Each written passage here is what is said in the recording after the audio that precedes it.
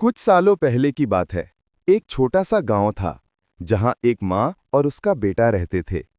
माँ का नाम सविता था और बेटे का नाम रवि। सविता एक गरीब पर मेहनती और नेक दिल औरत थी। उसने अकेले ही रवि को पाला था और उसके लिए वो पूरी दुनिया थी। रवि भी अपनी माँ से बेइंतहा प्यार करता था।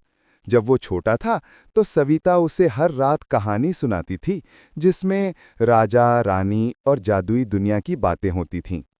रवि बड़े ध्यान से सुनता था और अपनी माँ के हाथों से थपकी पाकर सो जाता था।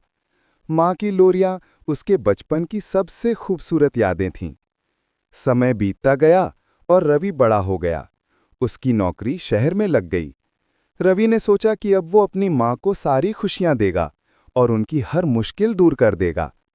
लेकिन शहर की चमक-धमक और नई जिंदगी में वो धीरे-धीरे अपनी माँ से दूर होता गया। फोन पर बात करना कम हो गया और गांव जाना भी। सविता हर दिन अपने बेटे का इंतजार करती थी। हर सुबह वो दरवाजे पर खड़ी होकर रवि का रास्ता देखती थी, इस उम्मीद में कि वो आएगा। पर हर बार उसकी उम्मीद टूट जाती।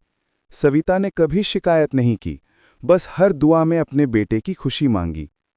एक दिन रवि को शहर में एक बड़ी बीमारी हो गई। जब उसके पास कोई नहीं था, तब उसे अपनी माँ की याद आई। उसने जल्दी से गांव का रास्ता लिया। जब वो घर पहुंचा तो उसने अपनी माँ को कमजोर और बीमार पाया। रवि को देखकर सविता की आंखों में चमक आ गई। रवि को अपनी गलती का एहसास हुआ। उसने रोना शुरू कर दिया और अपनी माँ से माफ़ी मांगी। माँ, मैंने आपको अकेला छोड़ दिया। मैं बहुत बुरा बेटा हूँ, उसने रोते हुए कहा।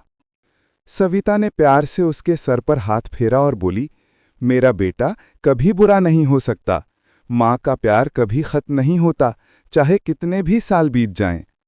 रवि अपनी माँ के पास रहा और उनकी सेवा की। उसने वादा किया कि वो कभी उनसे दूर नहीं जाएगा। सविता का हाथ पकड़कर वो उनकी सारी बचपन की कहानियां दोबारा सुनने लगा। रवि ने समझ लिया था कि माँ का प्यार दुनिया का सबसे अनमोल तोहफा है।